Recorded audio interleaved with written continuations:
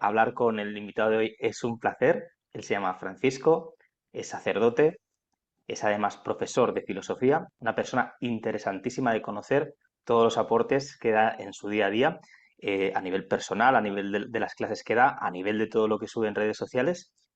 Francisco, muchas gracias por estar hoy aquí. Me gustaría que te presentases tú como te guste.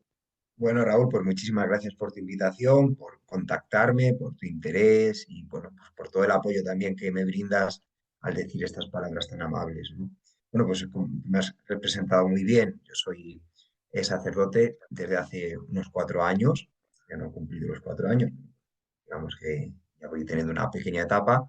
Ahora mismo estoy estudiando en Roma, aunque este podcast lo estamos haciendo en España los dos, porque yo soy de Ávila y estoy aquí visitando a mi familia, pero yo estudio la tesis doctoral en Roma de filosofía y bueno, yo tengo que decirte que siempre he sido un enamorado de el conocimiento, he sido un enamorado de las humanidades en general, poco frustrado muchas veces porque no, durante muchos años de mi vida no pude dedicarme a ello.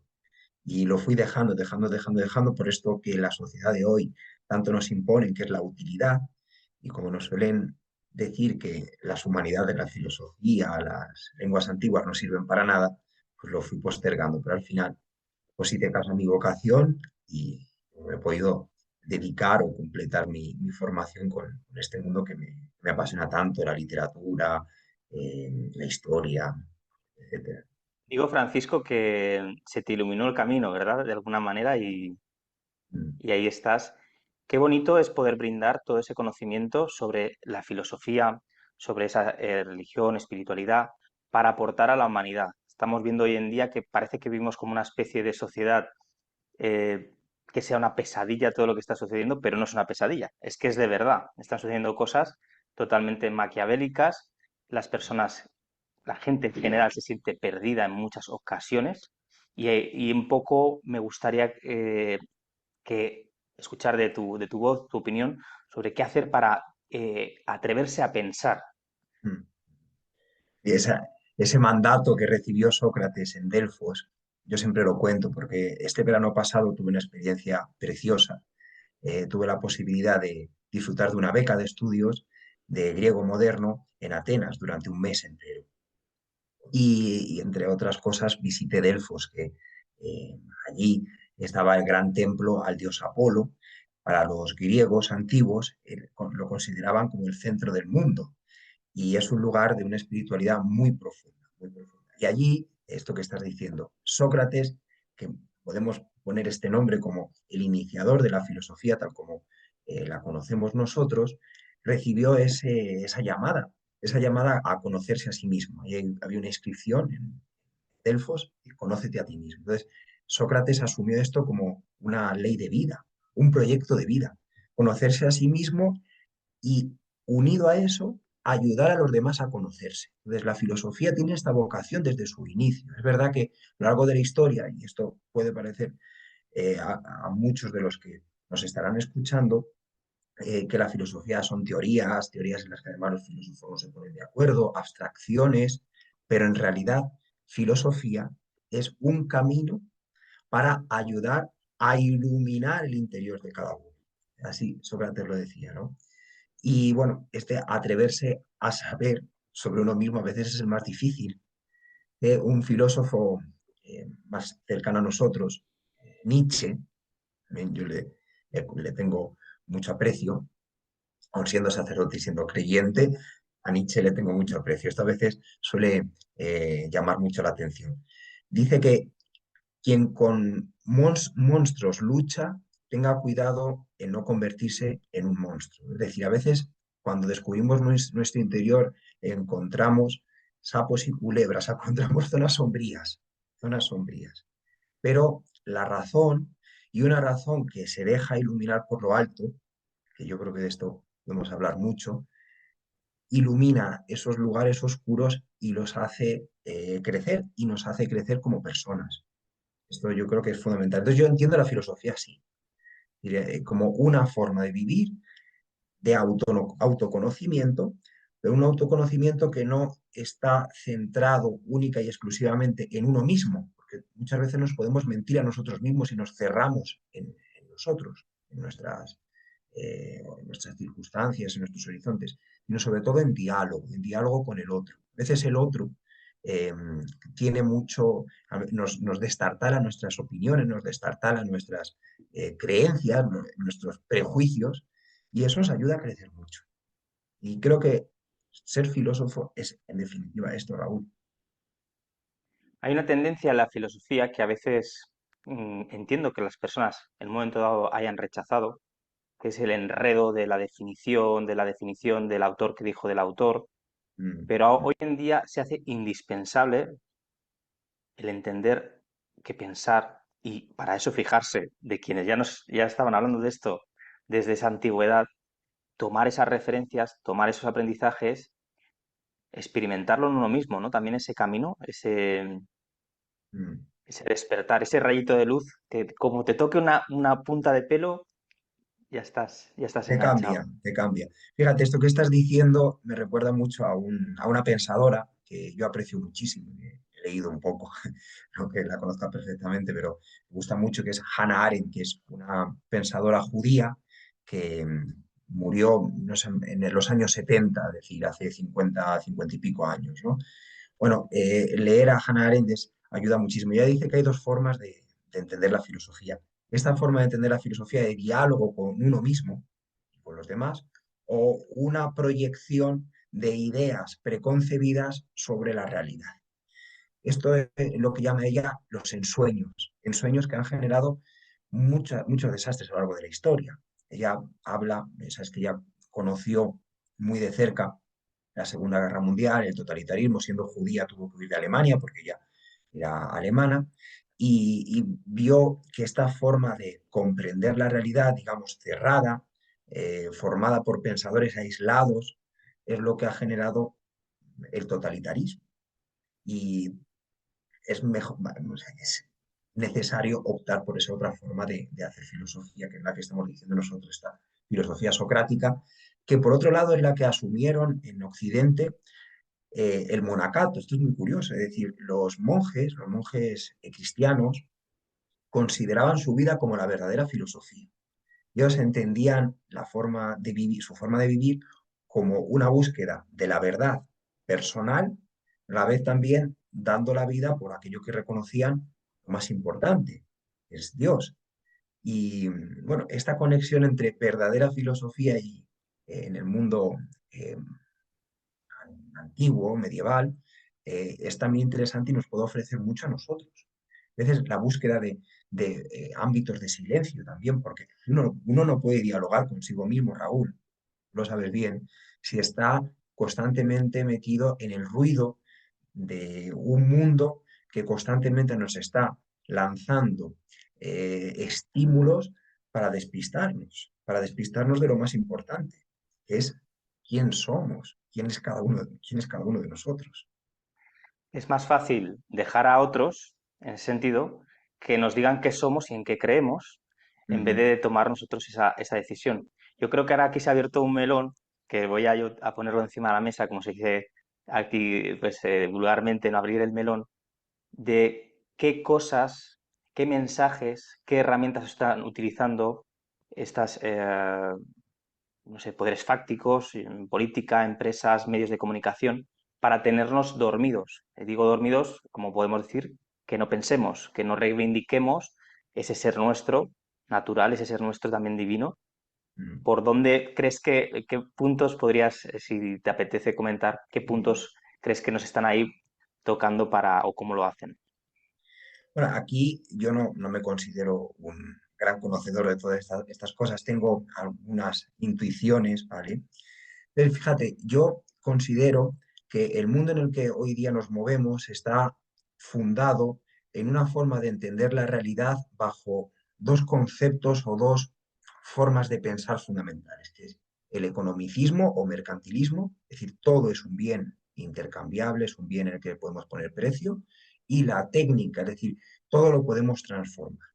Entonces, este eje evidentemente nos aleja de quién somos cada uno de nosotros. Nos impide comprender nuestra identidad única. ¿vale?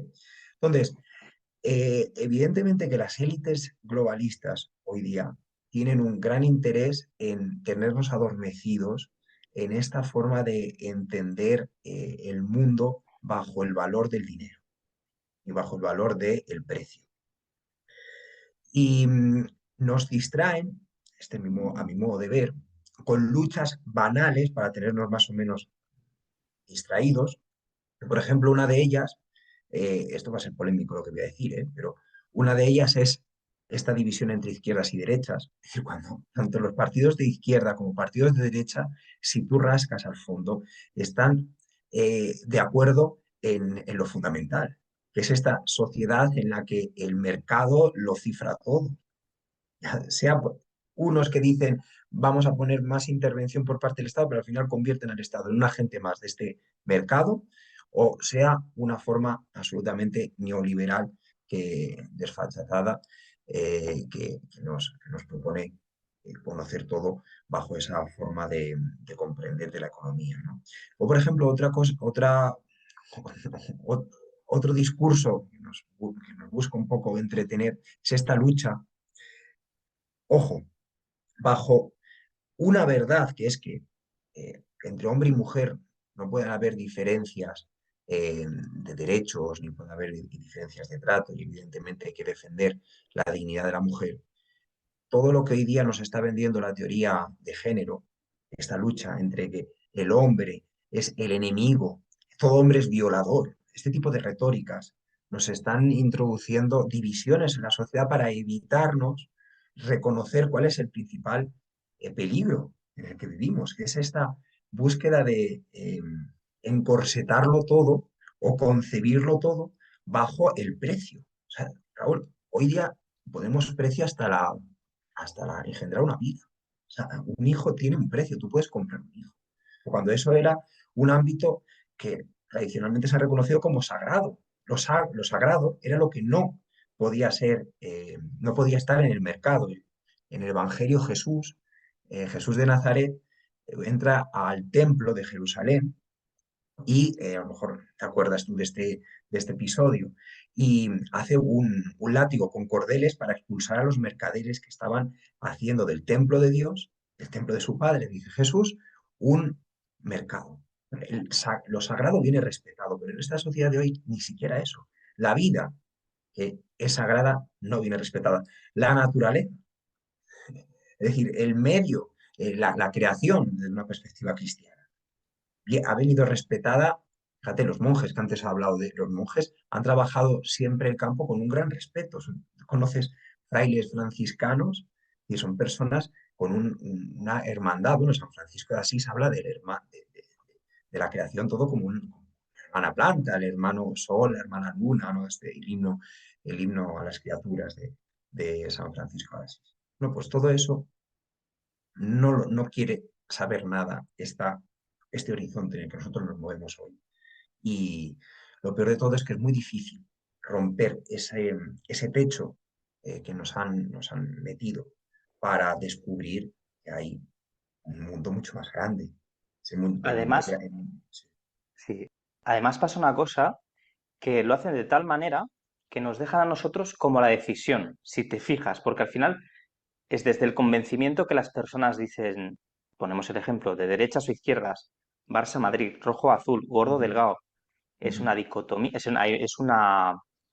una manera de polarizar la sociedad sí, y tenernos entretenidos en temas totalmente triviales que se podrían hablar desde un punto totalmente intermedio, donde ujú, hay verdades que son pues naturales y hay otras cosas pues bueno que se entiende desde la comprensión, desde cada uno tiene sus derechos y sus libertades, pero cada uno tiene su parte individual, ¿no? Se dice que una sociedad en la cual todos son iguales no son libres. Entonces, fíjate que se claro, aboga a la igualdad. No hay sí, dos sí. gotas de agua iguales. Sí, sí.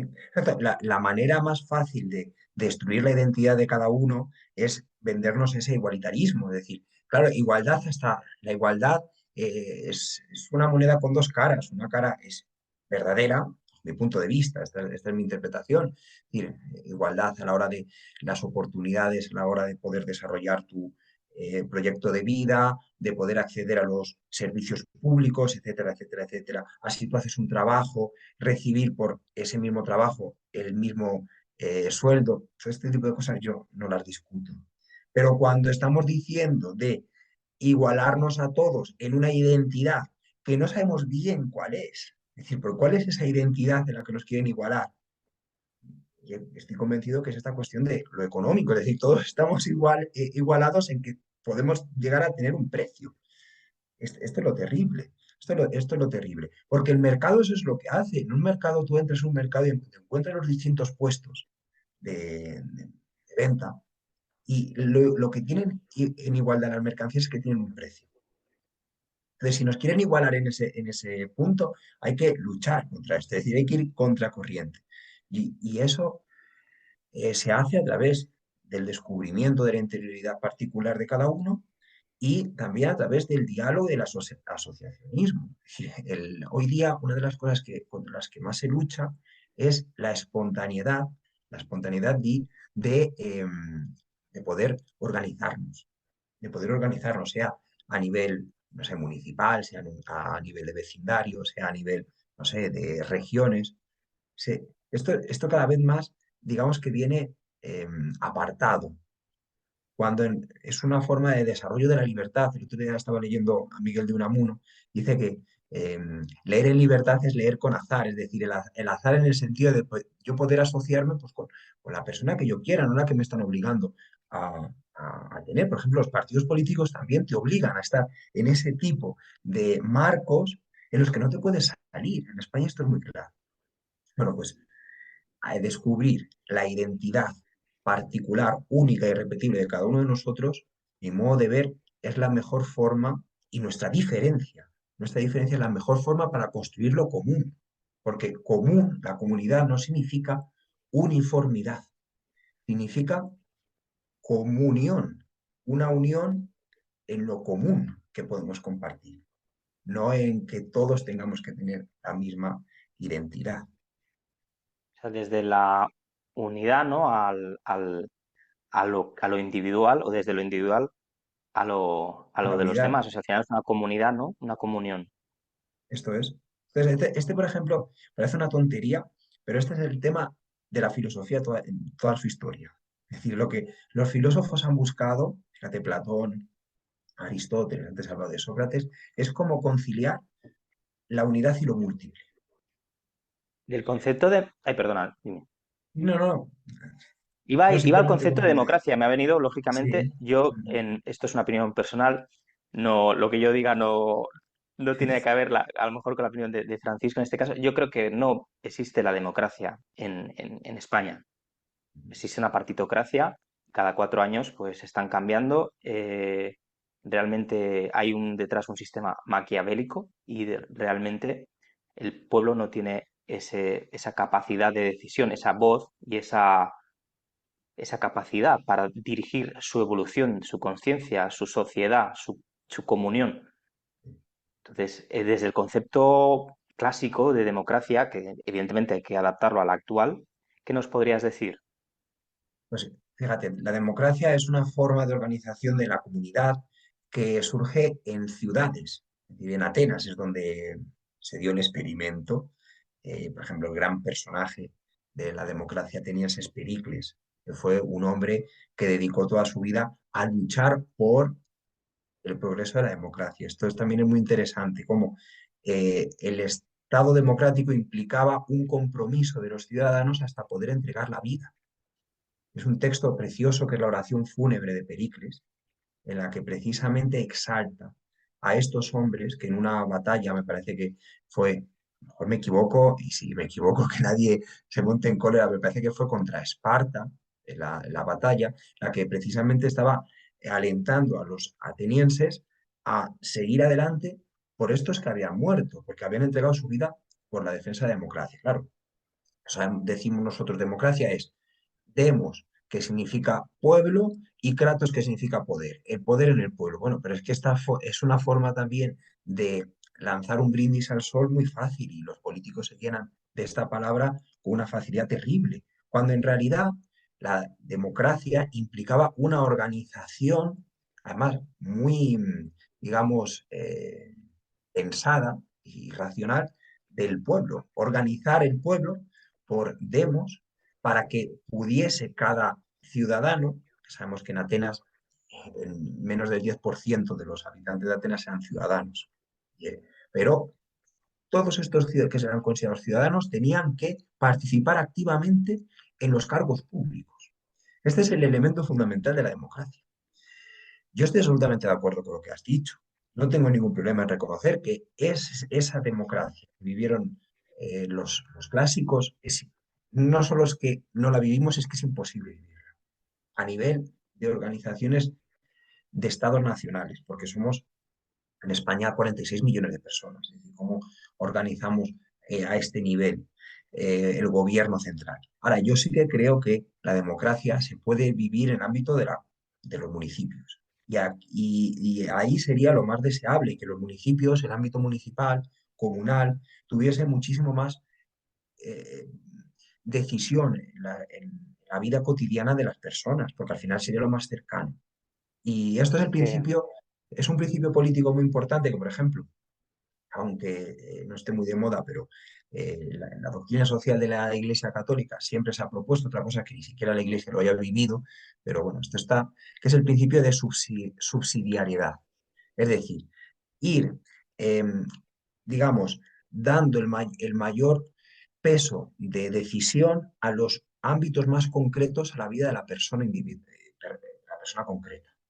Y cuando no es posible, digamos, ejercer la decisión en ese ámbito, un ámbito superior. Es decir, el ámbito superior es, como por así decir, secundario, es decir, es residual de aquello que nosotros no podemos hacer. Por ejemplo, si tenemos que organizar, voy a poner un ejemplo muy tonto, eh, el saneamiento de las aguas de un lugar donde no tiene el embalse lo tiene a 100 kilómetros a distancia. Pues, seguramente el pueblo no pueda organizar esta cuestión de las aguas, tenga que hacerlo una comunidad un poquito superior a la del pueblo, ¿vale? Esta sí, sería la idea. Pero claro, esto no lo hemos perdido. Lo hemos perdido. Hoy el gran problema es la burocratización de todo. Todo, para hacer todo tienes que ir a un aparato un kafkiano. Kafka también criticó muchísimo esto. Eh, cíclico, además, cada X tiempo otra vez tienes que hacerlo. sí, sí, sí, sí. Y es una dominación terrible, porque te impide el desarrollo de tu personalidad. Ahora cambiaremos un poquito de tema, pero antes me gustaría acabar este tema así de esta crítica social, de este ir a contracorriente, que al final Ujú, es como buscar una lógica de cambio, ¿no? Para primero entendiendo, ¿no? Lo que nos está pasando, porque como te decía antes, yo tengo la sensación de que es como si estuviéramos viendo una especie de pesadilla, pero que no es una pesadilla, que es real. sí, sí. Incluso hasta tal punto que estamos ahora mismo en un punto de que nuestros políticos nos pueden llevar hasta una autodestrucción. Y esto sonaría hace unos años como, ala, No. exagerado, si no, si las... No, que es una realidad. Entonces, jolín, tenemos Sí, mucho que decir en esto. Te exacto. quería comentar, por ejemplo, ay, perdona, dime. No, no, y a mí lo que me sorprende de todo esto es que no tenemos conciencia de ello. No, no nos importa, es decir, en la conversación común de la gente, esto no está. Y a mí me parece muy grave. Es decir, que tenemos un potencial de destrucción en el mundo tan radical que en la historia ha existido. En la historia ha existido como ahora. Entonces, eh, tendría que preocuparnos, ocuparnos bastante más, sí. Es así, y el concepto de, ahora cuando decías lo de gestionarse a través de municipios, Ujú, gestionarse desde esa red activa, ser una parte ujú, activa, ujú. también te da autosuficiencia, es como madurez, o sea, toca los principios propios de autoestima, madurez, y uno se pregunta, ¿pero por qué nos está haciendo esto así? ¿En qué momento hemos perdido esa capacidad de hacer cosas, ¿no? Como sociedad. ¿En qué momento realmente parece que la evolución la evolución inevitablemente es hacia adelante? Pues es que vamos hacia atrás en muchos aspectos. Y el concepto de ciudad, ahora me decías, yo para mí el concepto de ciudad grande Ujú. es todo lo que no queremos, de alguna manera. Y que me perdonen los amantes de la metrópolis, pero yo siento que de verdad es muy impersonal, cuando debería de ser todo lo contrario. Claro. Estoy de acuerdo contigo, además, el proceso, esto está estudiado, la sociología, la psicología social, el proceso de deshumanización o de, por ejemplo, enfermedades a nivel mental, a nivel también espiritual, a nivel físico, que las aglomeraciones eh, conlleva, es terrible.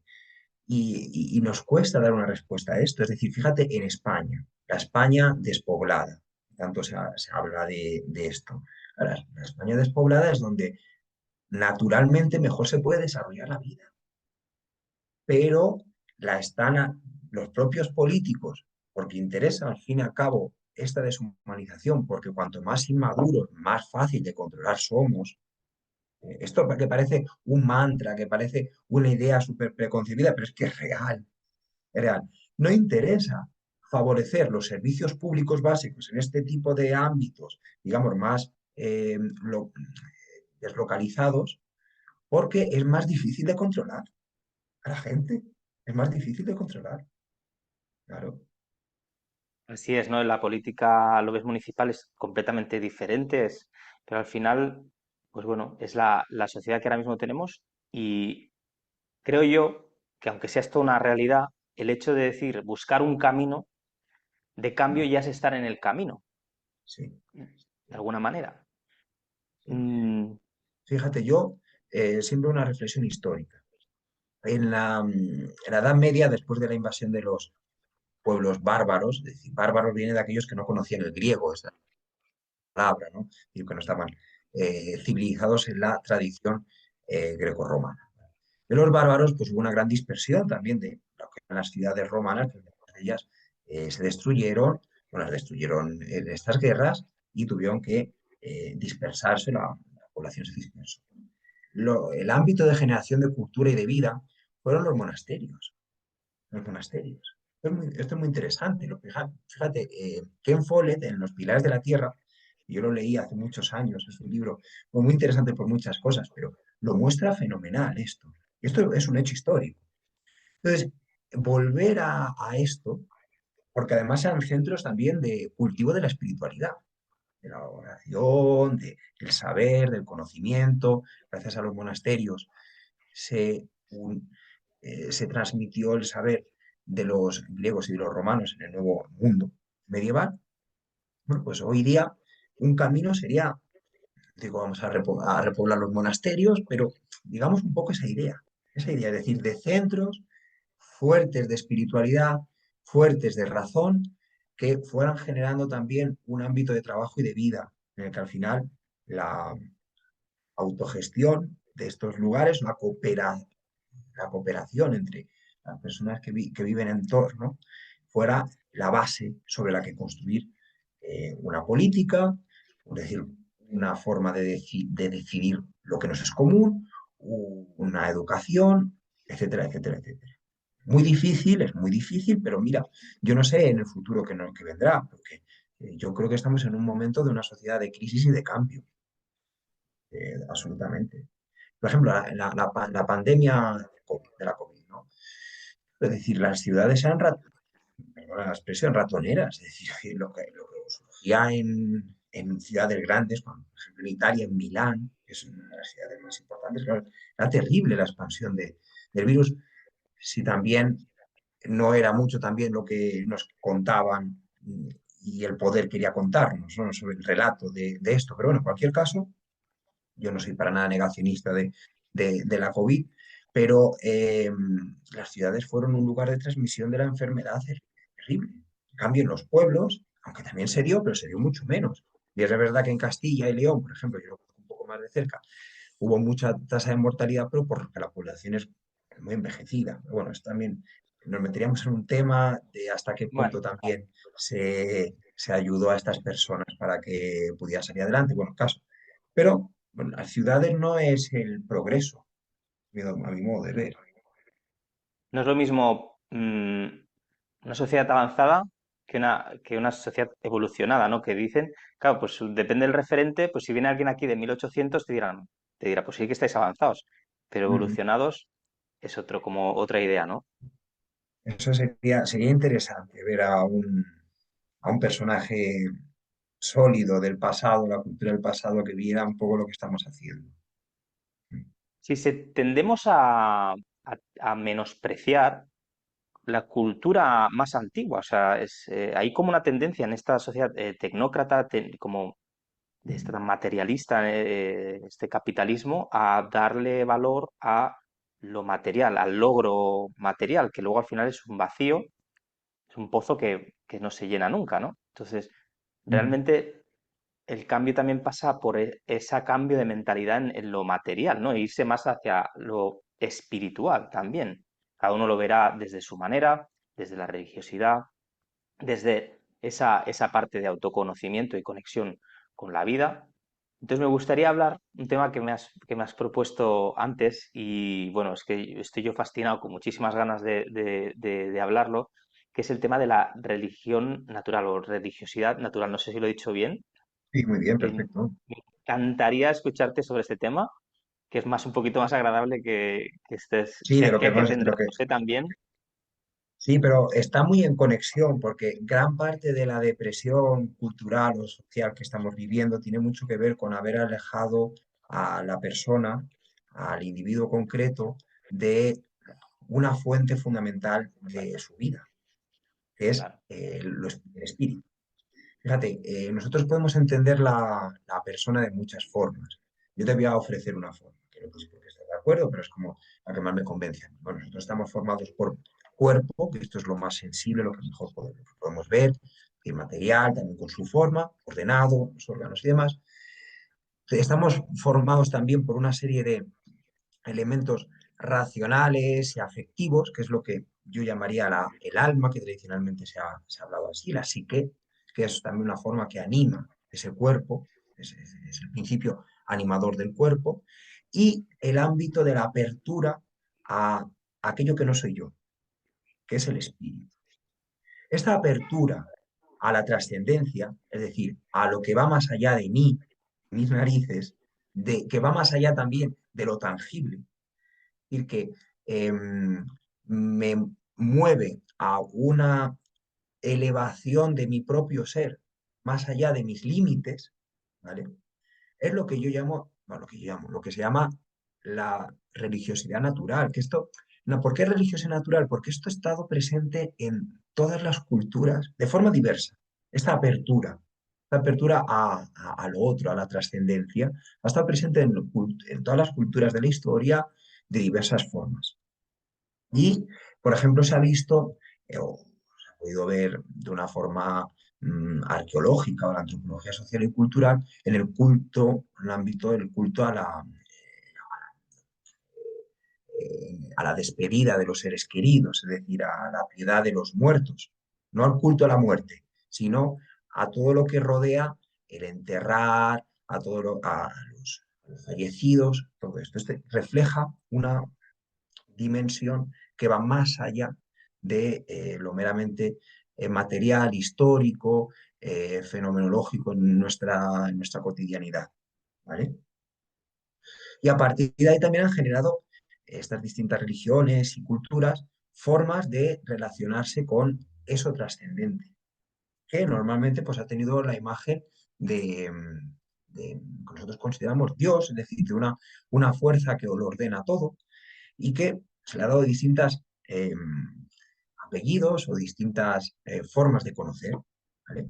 En el ámbito antiguo, bueno, los expertos en la antropología religiosa sí que reflejan como que en las tribus más primitivas, de lo que se puede reconocer por la arqueología, sí que parece ser que tenían una idea más bien, si no monoteísta, no podemos hablar de monoteísmo, pero sí de por lo menos de monoculto, es decir, de un culto a un poder por encima de todo que lo ordenaba, ¿no? Luego aparece el politeísmo, que también antropomorfiza estas fuerzas. Ahí tenemos las religiones griegas, religiones egipcias, es decir, toda esta riqueza enorme en Mesopotamia, etcétera, etcétera, etcétera. Y bueno, luego también, y luego hubo un cambio radical en esta forma de relacionarnos con este principio, como se llama así, principio ordenador o principio eh, de, de fuerza, que es la religión bíblica, ¿vale? El judaísmo. Pero en cualquier caso, de fondo, hay algo que es común, que es esto que hablamos de la religiosa natural, que es esta apertura al ámbito de la trascendencia. La naturaleza en todo esto es como, porque está implícito, ¿no? En este concepto. Claro. ¿Qué transmite? Ujú. Por hacer alusión, aparte de lo natural, que es lo que Ujú. somos, Sí. también de alguna manera lo que es nuestro entorno, ¿no? Que somos también eso, que a veces ahora nos separamos, ¿no? De la naturaleza, somos naturaleza, somos Claro, parte del sistema. eso es. Somos naturaleza. La religión natural intentaba explicar con esta forma de expresión de los dioses y demás fuerzas que estaban presentes en aquello que ellos se conocían, que eran las fuerzas de la naturaleza. Por eso que Zeus representa en el mundo griego, pues el trueno, que era lo más tremendo que podían Claro, ver en claro. aquel momento, o Poseidón, las mareas, claro, pues los terremotos, bueno, pues es una forma de dar una explicación mítica.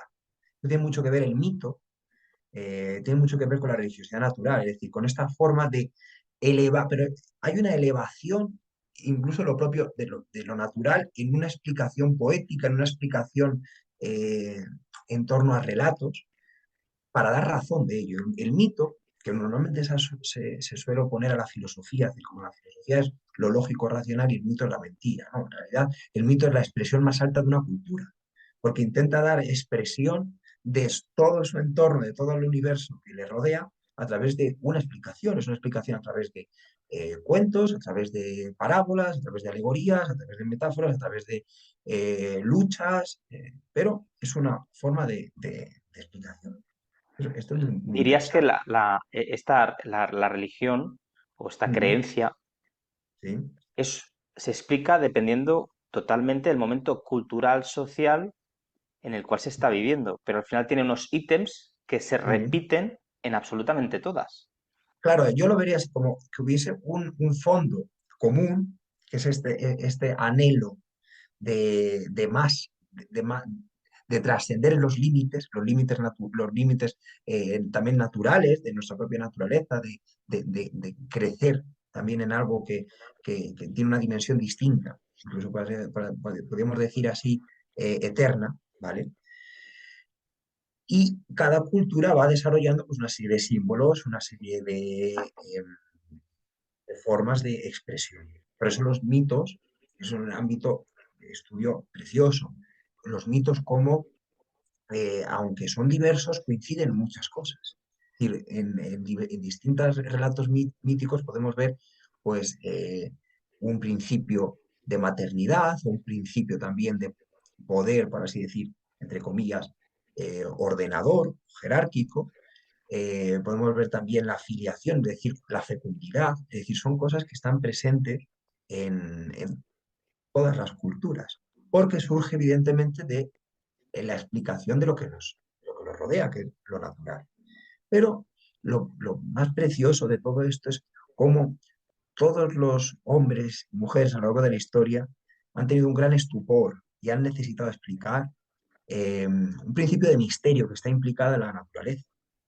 ¿Vale? Y este principio de misterio no como algo esotérico, que tenemos que hacer una serie de ritos para acceder a él, sino con reverencialidad, es decir, con admiración. Una forma de...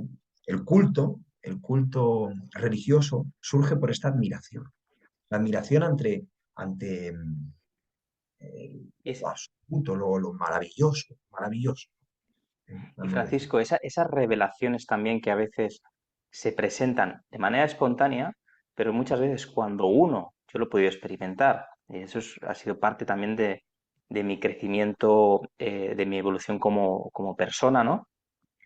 Hacia la divinidad, es cuando uno también está en situaciones, a veces por una manera o por otra, pide, es como que Dios, Ujú. tenemos el libre albedrío, pero Dios sí que nos da la fuerza y el sentido para crear. Es como es lo que yo siento. Y yo he tenido situaciones personales y creo que durante la historia han habido personajes, ¿no? Fuera y dentro de la iglesia que han Ujú. tenido revelaciones, llamemos circunstancias, que han tenido una certeza de haber vivido alguna especie de, no sé, místico, no sé cómo le llamaríamos, ahora no me sale, tiene una palabra en concreto, no me sale, pero es también desde ahí hay una conexión, ¿no? Aparte de esa conexión que decías de lo natural, a veces que pasan cosas. Sí, y trasciende los límites de lo natural, es decir, que viene de algo que yo no puedo explicar científicamente, por ejemplo, ¿no? Si la investigación científica, digamos que nos desentraña parte de la naturaleza, hay algo que no se explica ahí, ¿no? Entonces, fíjate, tanto la filosofía como el mito han visto un cierto orden en el ámbito del el mundo, ¿vale? Y han tenido que explicar de dónde viene eso. Pero bueno, pues hay explicaciones, que es lo que nosotros conocemos como el panteísmo, que explica el principio absoluto, el principio ordenador dentro de la propia naturaleza, inmanente, es decir, dentro de la propia naturaleza, o explicaciones que nos hablan de algo que trasciende la propia naturaleza, que la anima, pero que eh, nos lleva todavía a una dimensión, por así decir, superior a la material. Vamos a decir esto, ¿no? Esta experiencia, digamos, en el ámbito del espíritu, aunque está evidentemente intrínsecamente unida a lo natural, tiene que ver con esto. Es decir, con una experiencia de, de trascendencia radical. De trascendencia radical. Y evidentemente esto es natural en el sentido de que todos y cada una de las personas del mundo, por su propia naturaleza, lo puede experimentar. No es que esté cerrado en lo natural, en la naturaleza, sino que se puede tener acceso a ello. Y dependiendo de la apertura de tu espíritu, esto que hablo yo de el tercer ámbito más, por así decir, alto de nuestro ser persona, uno puede tener una experiencia más fuerte que otro, evidentemente. Esto es así. Y la mística es este ámbito de lo que no podemos explicar eh, racionalmente, que trasciende nuestra lógica, pero que es auténtico y que nos por así decir, desencaja de nuestras categorías para llevarnos más allá. Pero Por eso fíjate que la cuando, mística es difícil, perdóname, explicarla con nuestras categorías racionales.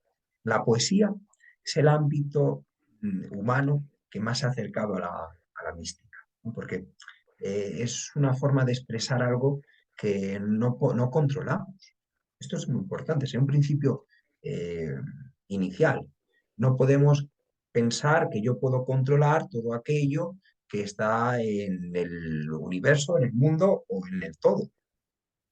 Mi conocimiento es limitado. pero ahí fíjate que es como quitarnos valor a nosotros mismos. Quiero decir, el verlo desde un punto de vista que no es racional, es que es como decirle en su momento, no era Galileo Galilei, bueno, habían Mm. dos, ¿no? Que decían que, pues que la Tierra no era el centro del Y universo. Copérnico y Galileo. Mm. Copérnico Ahí, primero y luego Galileo. Sí, sí. sí. Entonces, en ese momento iban en contra de la ciencia, pero simplemente es que la ciencia no sabía explicarlo. Entonces, yo personalmente y con otras personas que conozco, esa conexión con Dios, esa relación con Dios, existe de una manera muy natural y muy racional. Mm. No, me considero una persona, y esto es muy nuevo para mí, porque yo hace 2 o 3 años, yo mismo me voy a hablar esto y no me reconocía, Ujú. no me hubiera reconocido a día de hoy. Pero yo he tenido experiencias en las cuales pues Dios nos da este libre albedrío, nos deja que creemos cosas y que nos experimentemos a nosotros mismos en este plano terrenal y a partir de ahí, si tú también pides, se te dará, ¿no? Es como, y no, obviamente hay unas leyes naturales de causas y efecto, que eso no es así que te las puedas saltar, pero, y ya hablo muy en lo personal y otras personas que en los últimos, pues 2 o 3 años hay un resurgir de esa conexión con Dios y cuesta incluso siempre decimos que si, mucha gente, ¿no? Siempre yo primero muchas veces, que si el universo, llámale arquitecto, llámale fuerza primera, pues al final Dios. Y entonces, jolín, pues yo me gusta aludir un poco a esa conexión sencilla del día a día, que yo lo vi incluso, mira, fíjate esto, lo que son los mayores, ¿no? Mis abuelos, mi abuela, que me santiguaba cada 2 por 3, siempre oraba, siempre rezaba, y cómo eso luego ha calado en algo en mí, después, 40 años después, y decir, jo, pues yo tengo ahora una relación con Dios súper, súper bonita, ¿no? En ese sentido. Entonces es como ver ese punto como más natural, ¿sabes? Que a lo mejor nos han dicho que no es natural, que Ujú. para eso hay que, no sé, tener algún tipo de varita mágica y es algo que Dios, es mi opinión, ¿eh? Sí, ¿no? Mira, dice San Agustín que es un gran pensador de la historia del cristianismo del siglo cuarto quinto. Si nuestro corazón está inquieto hasta que no descanse en Dios el Creador, porque si Dios nos ha creado, hay esa chispa dentro de nosotros que busca el origen como finalidad de nuestra vida. Es decir, nuestro corazón está inquieto hasta que descanse en él. Es una preciosidad. Eso es lo que, por así decir, sería el impulso natural de buscar a Dios, de buscar ese origen que nos ha creado. Fíjate, yo dices de conexión, a mí me gusta mucho Santa Teresa de Jesús, también mística abulense, por cercanía, que habla de amistad, es decir, también de un conocimiento mutuo, porque cuando yo estoy en él o cerca de él, es cuando mejor me conozco a mí, cuando más pleno soy. Eso es lo que uno también experimenta con los amigos, con el amor, que sería el elemento fundamental, porque fíjate, decimos esta fuerza que los filósofos, por ejemplo, han hablado de motor primero, el motor inmóvil, decía Aristóteles, para hablar de Dios. Platón hablaba de la idea del bien, que iluminaba todo, es decir, como el sol, que ilumina toda la realidad con sus rayos. La cuestión está en cómo definimos ese absoluto, ¿no? Y el cristianismo, después de también el judaísmo, ¿no? Pero el cristianismo, el islam también tiene esto con otras realidades también presentes, lo define a Dios como amor. Es la definición de amor, la definición de Dios. Es decir, Dios no es un juez, Dios no es, aunque a veces haya, no es la definición de Dios más absoluta, aun siendo el creador, no es solo el creador, no es solo el relojero, el arquitecto, es amor. Es decir, es constante relación, porque tú estás también haciendo referencia a algo que es precioso, es yo me puedo relacionar con eso que yo llamo Dios, me puedo relacionar. Es decir, con un arquitecto que ha descrito, ha ordenado la casa, yo no me relaciono. O sea, yo me relaciono con algo que está vivo en la naturaleza, que está vivo en mí. Esto es precioso. Y lo descubro en el elemento más verdadero que yo tengo que ser amor. Esto sería un poco la definición de la esencia de la revelación bíblica, es decir, de lo que la Biblia propone. Luego hay otras muchas cosas en la Biblia que nosotros podemos bueno, estar de acuerdo o entender menos, entender más. Pero esta es la clave, esta es la clave. Y eso cambia la forma de vivir, por supuesto. Y eso, permíteme que digamos que puede incluir a todos los que incluso no lo ven con esa imagen. Es decir, yo puedo no ver Jesús de Nazaret al Hijo de Dios, ¿vale? Esto es lo que un cristiano al final es lo que cree, pero puedo considerar que el amor lo envuelve todo y que ese principio de amor es amor y estar viviendo de alguna manera en relación con el Dios de Jesús sin conocerle, sin tener fe, es decir, en el Jesús de Nazaret, es decir, en considerarlo el Redentor, el Salvador del mundo. Yo estoy totalmente convencido que la manera de evolucionar, y hablábamos de los temas anteriores que hemos estado hablando, ¿verdad? La manera de evolucionar natural del ser humano, donde nos llevaría a esa comunión, solo pasa por esa conexión con lo divino. Mm, Así lo siento profundamente porque el cambio de la humanidad, cada uno pues que entienda, es como es en esas definiciones, en esa manera, el cambio de la humanidad, si queremos, si decidimos colectivamente evolucionar hacia un mundo mejor, es desde la conexión a la divinidad. O mm, sea, es algo, porque al final cuando desde yo en mi camino personal que empiezas ahí a investigar, crecimiento personal, psicología, Ujú, filosofía, jo, me resuena, humanismo, genial. Al final acabo conectando con Dios. ujú. Y entiendo que Sí, no he sido el único, piensa que yo no soy tampoco un gran lector, no eso, pero al ujú. final yo creo que cuando he hablado de estos temas con personas como tú, a veces jolín, tenéis esa conexión y esos estudios, pues al final es que se repiten esos patrones en diferentes contextos, ¿no? Sí. Fíjate, yo estoy absolutamente convencido, mejor lo dijo, ya, no es por pedantería, pero bueno, me salen estos nombres, yo los digo porque, oye, a lo mejor te puede interesar leerlo. Además, Dostoyevsky, que Sí, fue un te iba, pensador. te iba a preguntar por personajes, quería hablar un poquito, un trozos, Sí, hablar algunos personajes y ir hablando los uno a uno, si tienes tiempo, no sé cómo irás de sí, sí, tiempo. sí, sí, sí. Hablamos un poquito. Mira, Dostoyevsky es un escritor ruso profundamente cristiano, también con una vida muy difícil. Dice, si Dios no existe, todo está permitido. Es decir, si todo está permitido y podemos matar sin que eso tenga consecuencias, no hay progreso, no hay posibilidad de salir adelante. En cambio, si Dios existe y si yo soy cercano a Él, puedo crecer.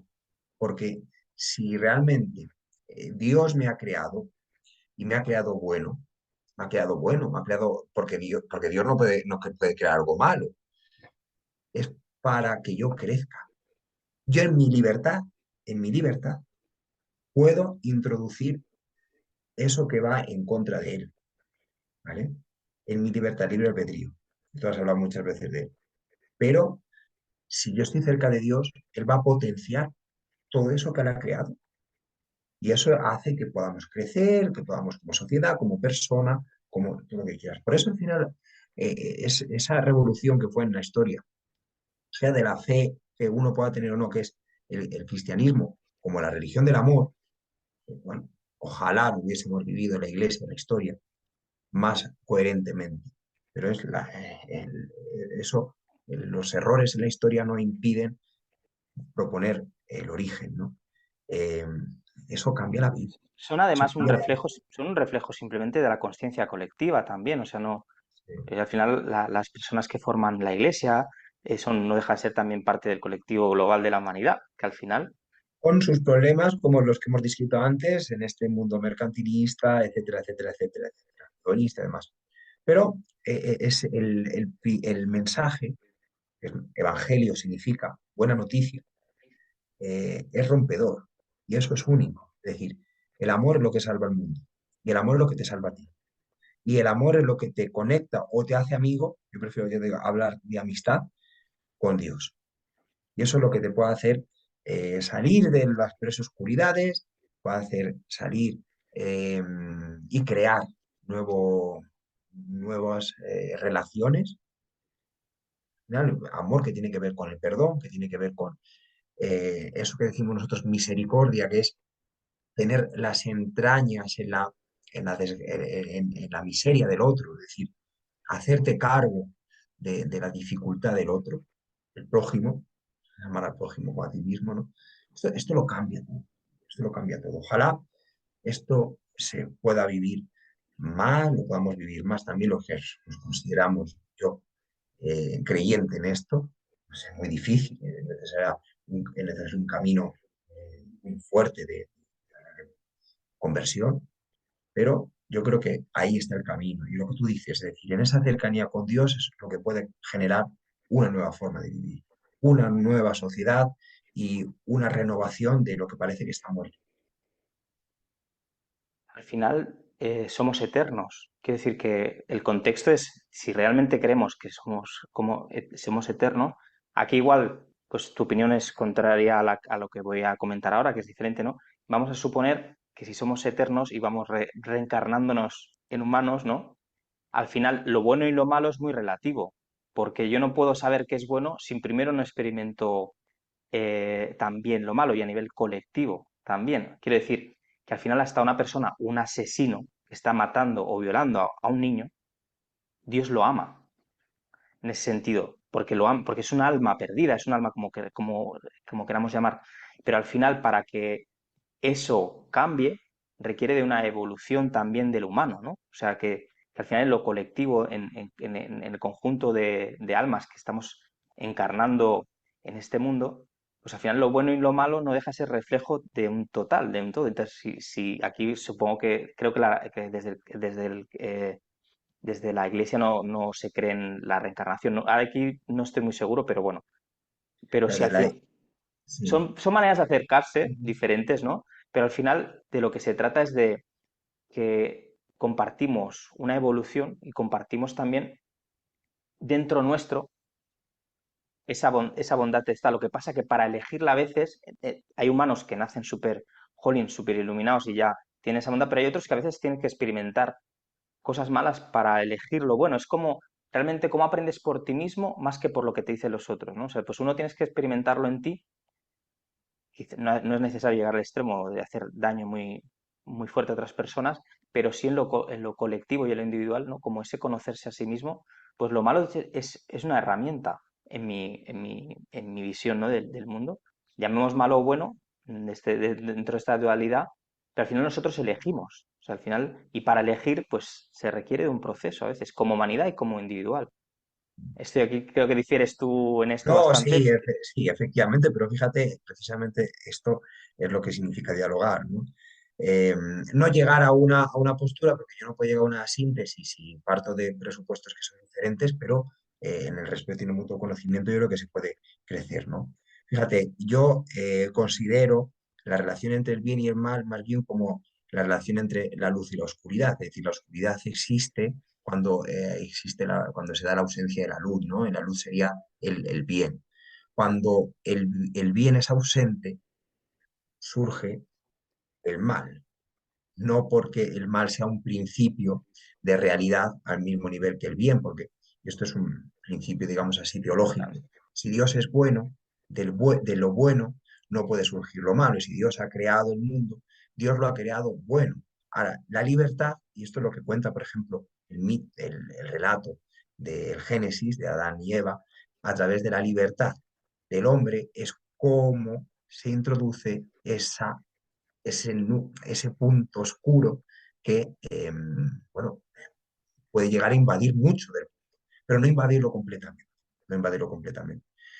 Y lo que tú dices, efectivamente, es decir, el cambio para ir a Dios es lo que se llama en el ámbito cristiano la conversión, que es también en el ámbito griego se llamaba así, metanoia, es decir, un cambio de mirada. Si yo estoy de espaldas es como girarme, eso será la conversión, es decir, girarme a la luz, que es la que me ilumina, la que me marca el camino, la que me hace crecer. Y dejar todo eso que eh, va en contra de mi propio ser, porque si Dios me ha creado, Dios me quiere bueno, que es lo que llamamos mal. Y dices, la reencarnación. Fíjate, si somos únicos e irrepetibles, esto es también una afirmación de la teología cristiana, ¿no? Somos únicos e irrepetibles, bueno, también los judíos, ¿no? Es decir, la religión bíblica. Esa identidad y esa particularidad nuestra está unida intrínsecamente al cuerpo, que esto seguramente es una diferencia, es una diferencia que tenemos nosotros. Y yo, el cristianismo no ve como el mundo griego, el mundo oriental, el cuerpo como una cárcel, sino como algo constitutivo del ser y que también forma parte de mi irrepetibilidad, de mi unicidad, de lo que soy yo y no puede ser otra persona. Por eso el cristianismo, el credo cristiano afirma la resurrección de la carne. Es decir, mi yo irrepetible con mi cuerpo irrepetible que está unido a mi alma, resucitará en el último día. Esto es lo que cree el cristianismo. Cambio, no puede aceptar la resurrección, perdón, la reencarnación, ¿vale? Porque llevaría a esta disociación de espíritu, alma, cuerpo. La antropología bíblica es una antropología unitaria, en la que el ser yo, Javier, Raúl, está intrínsecamente unido, tanto mi ser corporal como mi ser espiritual. No se pueden disociar. Por eso la resurrección de la carne. Pero bueno, pero es muy interesante. Yo conozco gente, por ejemplo, que está haciendo tesis doctorales sobre bueno, la comprensión cristiana de la resurrección en relación con la reencarnación, diferencias, puntos de cercanía, todo este tipo de cosas. Al final, una cosa hay que tener clara, es decir, que no, nosotros tal como somos, quien somos, nosotros tal como nos conocemos, eh, tenemos un cuerpo que no podemos despreciar, porque si lo despreciamos a nosotros mismos. Fíjate, hasta la religión oriental, las religiones orientales, cuando por ejemplo habla de la purificación de los deseos, de las pasiones y demás, están dando también una forma de control del cuerpo para que el cuerpo de alguna manera esté más armónicamente unido al principio espiritual.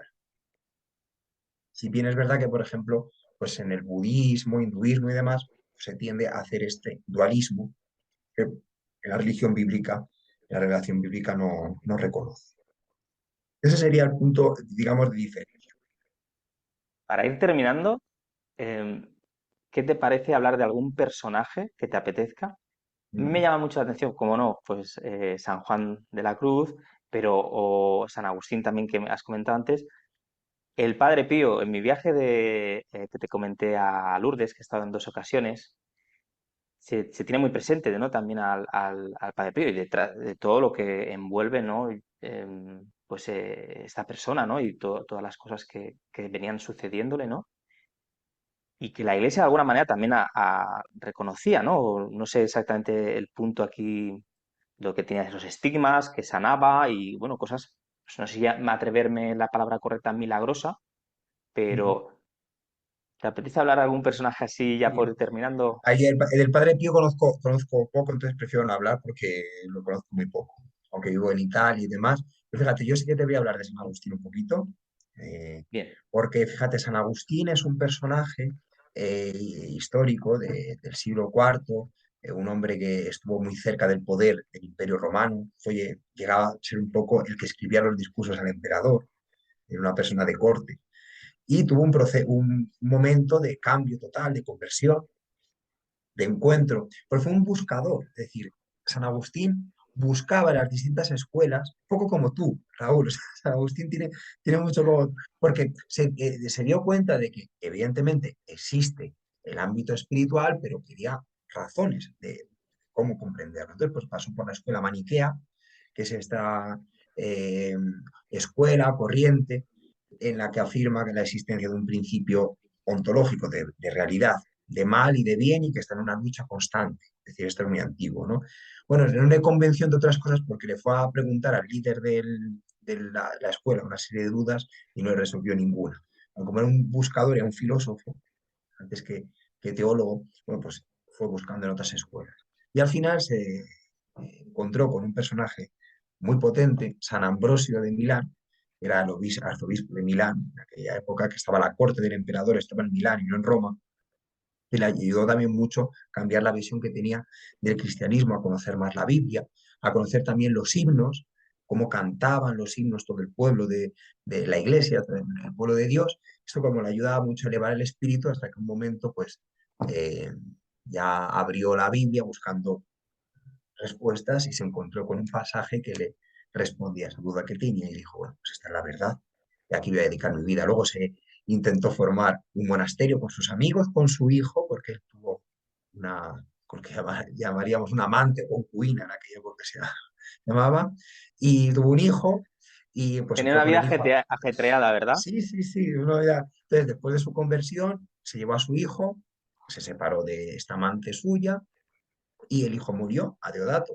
murió joven, de niño, y bueno, pues con sus amigos se retiró a esta vida, digamos, más retirada al estudio, a la oración y demás, hasta que le pidieron que fuera primero sacerdote y luego obispo de Hipona, que es una región, bueno, era una región en el norte de África, lo que hoy día sería Túnez, me parece que es, ¿no? Era un personaje muy interesante porque parte de luego de ser un gran escritor que escribió muchísimo, intentando dar razón de la fe, fue un gran buscador, ¿vale? Y luego, pues, de otro personaje que hablaba un poquito antes, Dostoyevsky. Dostoyevsky fue un escritor ruso del siglo XIX. Para mí es el escritor más profundo a nivel cristiano que yo conozco. Y porque expone eh, la agonía, por un lado, de lo que significa eh, ser cristiano como una lucha, es decir, no como algo, porque nosotros solemos ver el cristianismo y decir, bueno, pues tú vas a misa los domingos, te tranquilizas tu conciencia y ya sabes toda tu vida cristiana. El cristianismo no tiene nada que ver con eso. Dostoyevsky lo describe muy bien.